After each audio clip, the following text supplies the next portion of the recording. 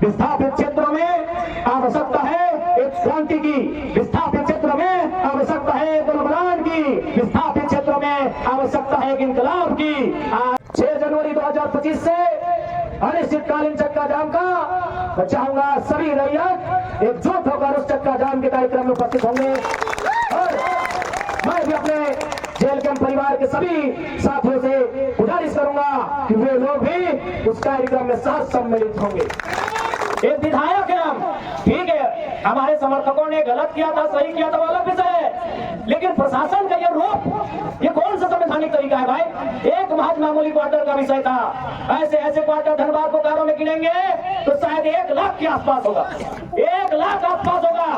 एक मामूली क्वार्टर के लिए जो प्रशासन ने अपना एक घृणित चेहरा दिखाया, बिल्कुल ये घृणित चेहरा था प्रशासन का, ये नफरती चेहरा था प्रशासन का, ये असंवैधानिक और मानवीय चेहरा था प्रशासन का। एक विधायक के साथ जब वो इस प्रकार का व्यवहार कर सकते हैं तो सोचिए आम ग्रामीण रैयत विस्थापितों का क्या हश्र होगा आने वाले सालों में। इसलिए आज मैं तमाम रैयतों से जिन्होंने किसी परियोजना में, किसी कल कारखाने में कि डीवीसी की भी परियोजना हो या सीसीएल पीसीसीएल की परियोजना हो, जिन्होंने अपनी जमीन देने का काम किया है, आज उन्हें एक मंच में आने की आवश्यकता है। मैं आपसे आह्वान करने आया।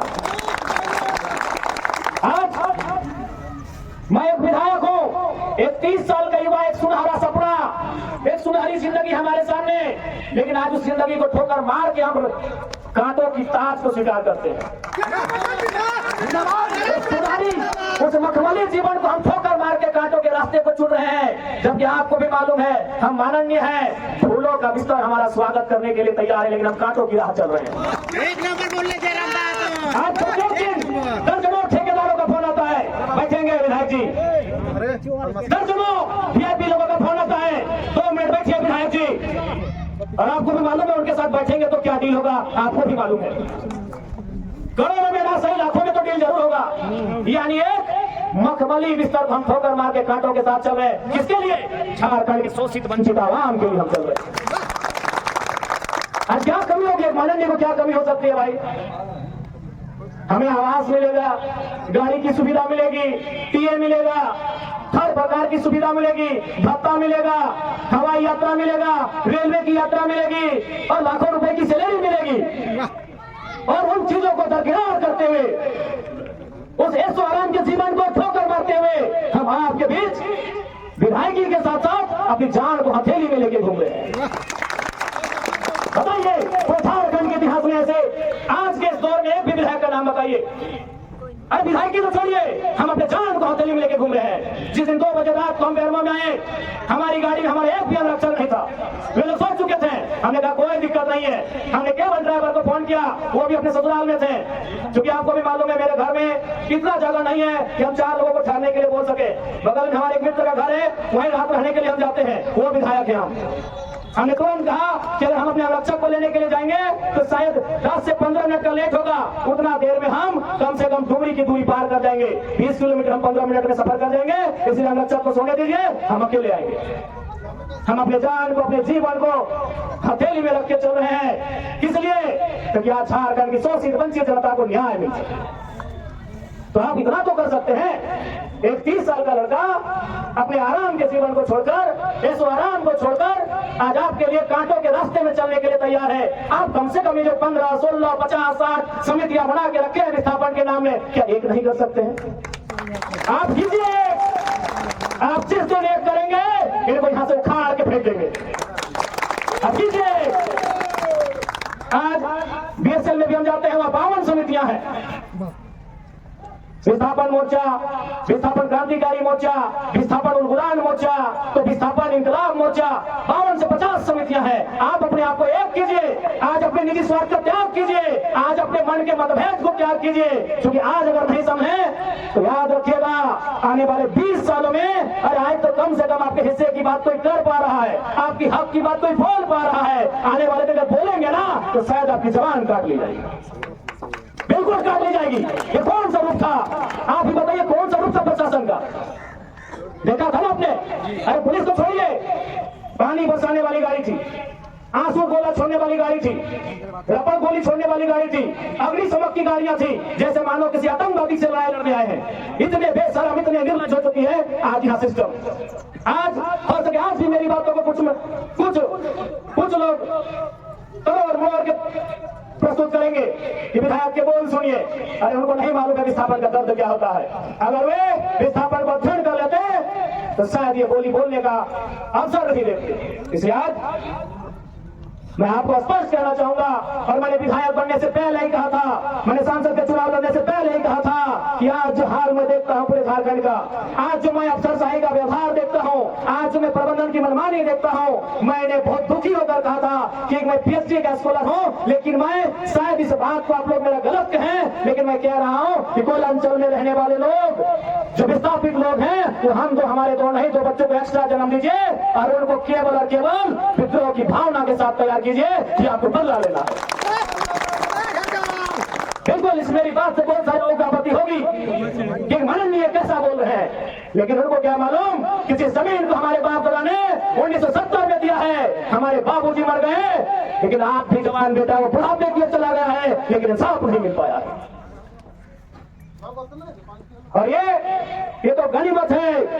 झारखंड के किसान भोले भाले हैं, झारखंड के किसान सरल हैं, झारखंड के किसान सीधे साधे हैं कि 1970 की लड़ाई को घिस कर अपने जीवन को, अपने खून को गला गला कर लड़ रहे हैं। अरे ये बंगाल याद होगा तो 1964-65 का दौर था। एक दिन पहले कुछ जमींदारों ने, कुछ सामंतवादियों ने एक किसान को मारा था, उन्होंने नक्सलवादी और नक्सलवादी जैसे घटना को अंजाम दे दिया था। एक दिन पहले ये तो झारखंड के किसान है कि 70 साल से बर्दाश्त कर लिया, बंगाल के किसानों ने एक दिन बर्दाश्त नहीं किया था। आज आप नक्सलवादी सुनते हैं ना, नक्सली नक्सली नक्सली, ये डिक्शनरी का वर्ड नहीं है, नक्सली कोई पूरा वर्ड नहीं है। नक्सली पूरा हो सकता है, नक्सली वर्ड पूरा वर्ड नहीं है। नक्सली एक्चुअल में वास्तव में बंगाल में दार्जिलिंग जो क्षेत्र है वहां एक गांव है, उसका नाम है नक्सलवाड़ी। नक्सली कोई डिक्शनरी का शब्द नहीं है जिसको हम लोग झारखंड में सुनते हैं नक्सली। एक बंगाल का गांव है, उसका नाम है नक्सलवाड़ी। उसी गांव में घटना घटी थी। किसानों को कुछ जमींदारों ने, जमींदार को आप प्रबंधन से तुलना कर सकते हैं, जमींदार को आप प्रशासन से तुलना कर सकते हैं, तो कुछ जमींदारों ने, उस किसान का नाम था जंगल संथाल, लगभग 6 फुट ऊंचाई का वो किसान था, उसका नाम था जंगल संथाल। उस किसान के कुछ साथियों को लाठी डंडे से पीटने का काम किया था। बदले में ऐसा क्रांति आती है, उसे आप नेगेटिव कहिए पॉजिटिव कहिए, वो विषय नहीं है कि आज उसे नक्सली और नक्सलवादी का नाम दिया गया। वे किसानों की घटना थी। और उसकी तुलना में तो झारखंड के लोग सीधे साधे भोले भाले लोग हैं। आज 70 साल से पीस रहे हैं, आज 70 साल से घिस रहे हैं, आज कई पीढ़ियां बर्बाद हो गई।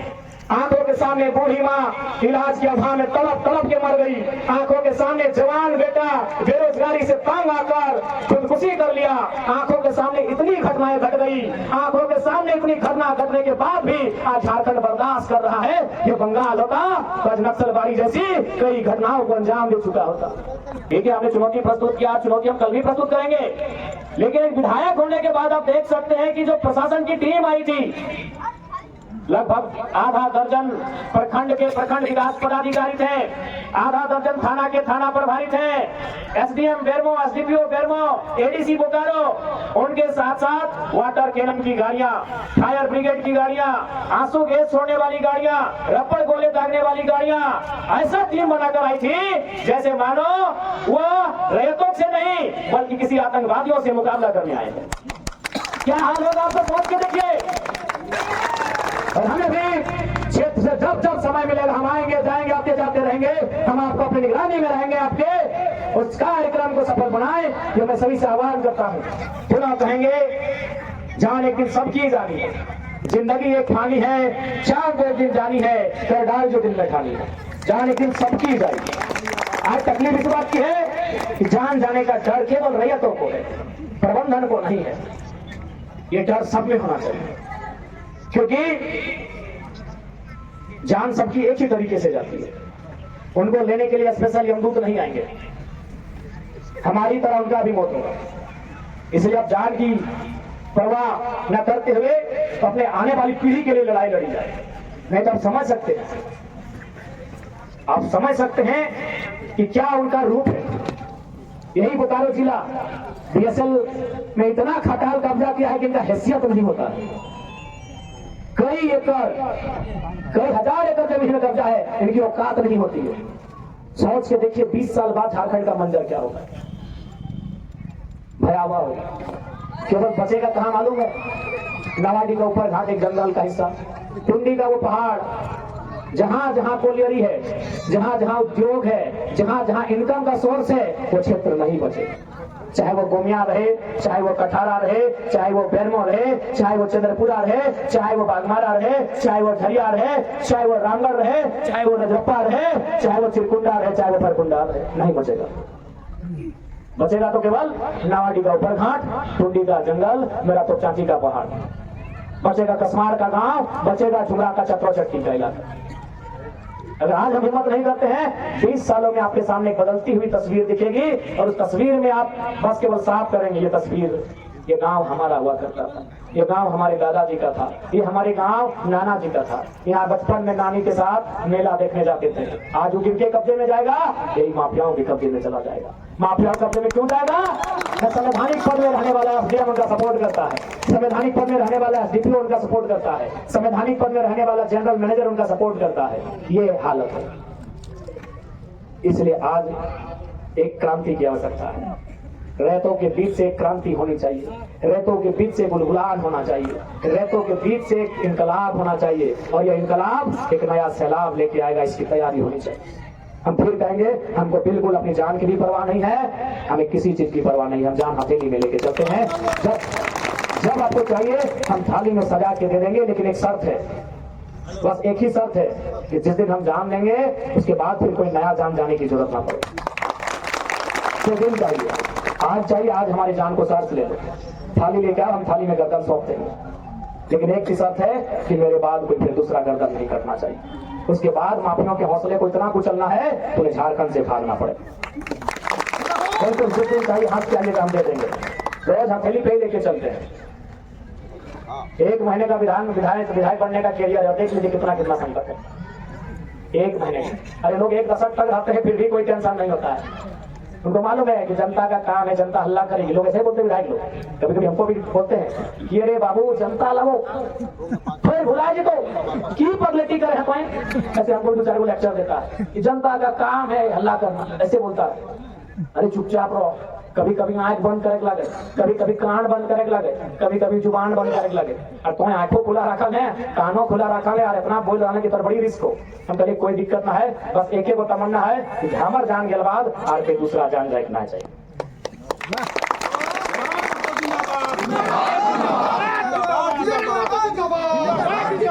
तो आज 6 तारीख के इस कार्यक्रम को सफल बनाएं, उसके लिए अभी हमारे पास जो पर्याप्त समय है तैयारी किया जाए। हमारे संगठन की ओर से पुरजोर सहयोग रहेगा, हमारी उपस्थिति रहेगी, और मैं फिर वही कहूंगा, जब भी रहते तो हमें एकजुटता के साथ उस इनकलाब को, उस क्रांति को धरातल पर उतारने की आवश्यकता है। मैं आज गर्मों की मिट्टी से ये आवाज करने आया हूं। क्योंकि आज सिस्टम पूरा हमारे खिलाफ है, ये पूरा सिस्टम ही हमारे खिलाफ है। इनको रैयतों का चक्का जाम दिखेगा, इनको रैयतों का धरना दिखेगा, इनको रैयतों का प्रदर्शन दिखेगा, लेकिन इनको माफियाओं की कोयला चोरी नहीं दिखेगी। ये हमारा सिस्टम है। यही उस दिन बहुत तमतमा रहे थे बेरमो के एसडीएम। खैर कुछ महीना बीतने दीजिए, हम खुद टुमरी में उनको कोयला गाड़ी पकड़ के बुलाएंगे और उनके मर्दानगी को चुनौती देंगे। बढ़िया बन रहे थे, बड़ा सिंघम बन रहे थे बेरमो के एसडीएम। वो इंतजार कीजिए, हम भी अध्ययन कर रहे हैं कि डिस्को कोयला किसको कहते हैं और कोयला कौन कोयला किसको बोलते हैं, हम स्टडी कर रहे हैं। हम पकड़ेंगे उस कोयले की गाड़ी को, क्योंकि आप उसके बाद देखेंगे आपकी मर्दानगी कहाँ होती है और आपकी अकड़ कहाँ होती है। आपकी अकड़ को कहाँ डालेंगे उसका कोई ठिकाना नहीं होगा। बस हम इंतजार कर रहे हैं उस दिन का। इसलिए आज तमाम रैयत बंधुओं से हम आग्रह करेंगे कि आज भूल जाइए, आपसी मनमुटाव को भूल जाइए, आपसी मनभेद को भूल जाइए, आपसी मतभेद को भूल जाइए। आज आपको एकजुट होने की आवश्यकता है। और याद रखिएगा, गुलामी से कई गुना बेहतर एक संघर्ष, एक आजादी के लिए संघर्ष की गई मौत होती है। गुलामी से कई ज्यादा गुना बड़ी होती है वो मृत्यु, बड़ी होती है वो शहादत जो हक और लड़ाई के लिए दी जाती है। आज कितने दुख की बात है, आज कितने शर्म की बात है कि आज हम जमीन देने के बाद भी भीख मांगने की नौबत है। ये भीख ही है, ये नियोजन 30 साल का नियोजन हम तो भीख ही मांग रहे हैं। हमने रैक नहीं मांगा, हमने ट्रांसपोर्टिंग नहीं मांगा, हमने आउटसोर्सिंग नहीं मांगा, हम नियोजन मांग रहे हैं। कितना दुर्भाग्य का बात है। इसलिए आज एकजुट होने की आवश्यकता है। इस लड़ाई को आर पार लड़ने की आवश्यकता है। इस लड़ाई को अंतिम बार लड़ने की आवश्यकता है। अंतिम बार लड़िए। 1970 शायद 2-4 साल आगे पीछे हो सकता है, लेकिन अनुमानित जब राष्ट्रीयकरण हुआ खानों का 73 उसी दौर से हम लोग लगातार अपनी लड़ाई को लड़ रहे हैं। एक राउंड फिगर में हमने 70 कहा है। उसी दौर से आज 2024 आ चुका है, लगभग 50 साल का समय। अगर हम एक उम्र के हिसाब से आकलन करें तो शायद 2 पीढ़ियां, क्योंकि एक पीढ़ी 25 साल की होती है गार्जियनशिप की। एक कोई भी व्यक्ति जब गार्जियनशिप करता है तो शायद 40 साल की उम्र में करता है, तो 60-65 साल तक परिवार का गार्जियन बन के रहता है। यानी 2 पीढ़ियां हमारी गुजर गई, 2 पीढ़ियां हमारी गुजर गई। इसलिए अब अगली पीढ़ी को लड़ने की नौबत ना आए, वो इंतजाम करने की आवश्यकता है। मौत एक दिन सबको आएगी, जनरल मैनेजर को भी आएगी, एसडीएम को भी आएगी, एसडीपीओ को भी आएगी, लेकिन हमारी मौत तो कुत्तों से भी बदतर आ रही है। अपने अंदर के स्वाभिमान को ललकारना होगा। आज क्या हाल हमारा है, हम पशु से भी ज्यादा बदतर हो चुके हैं। आज रैया अपनी जमीन देने के बाद कुत्तों बिल्लियों से भी बुरा व्यवहार हमारे साथ होता।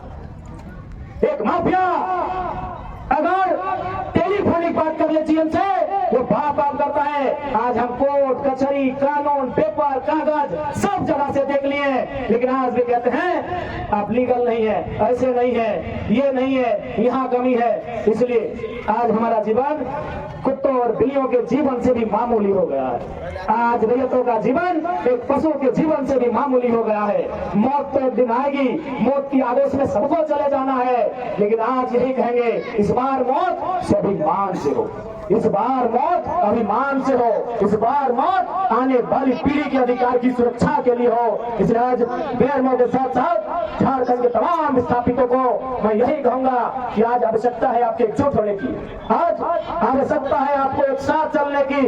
अरे लड़ाई पहले जीत कर लो, फिर अलग अलग दिशा तय कर लेना। लड़ाई जीतने से पहले हम अलग अलग दिशा तय करने लगते हैं। इसलिए आज हमारी ये दुर्गति है, उसका परिणाम हमारे सामने है। आज उसी का परिणाम हमारे सामने है। इसलिए हम किस राजनीतिक दल से है नहीं है, कोई मैटर नहीं है। अगर कोई है, चाहे वो भारतीय जनता पार्टी के साथी रहे, जेएमएम के रहे, कांग्रेस के रहे, आजसू के रहे या एमसीसी माले के रहे, जो झारखंड के रैयत विस्थापितों की आवाज को बुलंद करेंगे, हम पार्टी के प्रोटोकॉल से हटकर उठकर उनका साथ समर्थन करेंगे। पार्टियां बनती हैं, बिगड़ती हैं, पार्टियों का एक कालखंड होता है, कालखंड के बाद वो पार्टियां भी काल के गाल में चली जाती है, लेकिन बचता है कुछ तो मानव समुदाय बचता है। और उस मानव समुदाय की सुरक्षा के लिए हम किसी भी प्रोटोकॉल को तोड़ने के लिए तैयार हैं। इसलिए आज बेरमो की सरजमी में जितने भी रैयत आए हैं, आप सभी से आग्रह होगा इस बार एकजुटता से आर पार की लड़ाई लड़ी जाए। परिणाम क्या होगा नहीं होगा वो तकदीर पे छोड़ दीजिए। ऐसे भी 70 सालों में कौन सा हमारा अच्छा परिणाम हुआ है। मौत से बुरा क्या होगा, ये दमनकारी प्रशासन प्रबंधन की गोलियों से मारे जाएंगे, उससे बुरा क्या होगा। इसलिए इस बार जो भी रैयत आंदोलन के लिए घर से निकले, ये ठान के आइएगा, या तो जीत के आएंगे या तो वीरगति दे के आएंगे। यदि झारखंड अलग राज करने वाले लोग वो भी घर से नहीं निकलकर यही सोच के निकले थे कि या तो झारखंड राज्य अलग करके आएंगे या तो वीरगति दे के आएंगे। झारखंड राज्य अलग लेंगे तो बेशक हम नहीं रहेंगे, हमारे आने वाली पीढ़ी उसे सजाएगी। वही सोच के भारत को भी अंग्रेजों से आजाद किया गया था, वही सोच के झारखंड को भी अलग किया गया था। तो आज वही सोच के विस्थापन की लड़ाई भी लड़ी जानी चाहिए कि आने वाली पीढ़ी सजाई। हमको जो करना है वो हम तो करके जाएंगे, आने वाले नया मौसम बनाएंगे, हम ये तय करना होगा।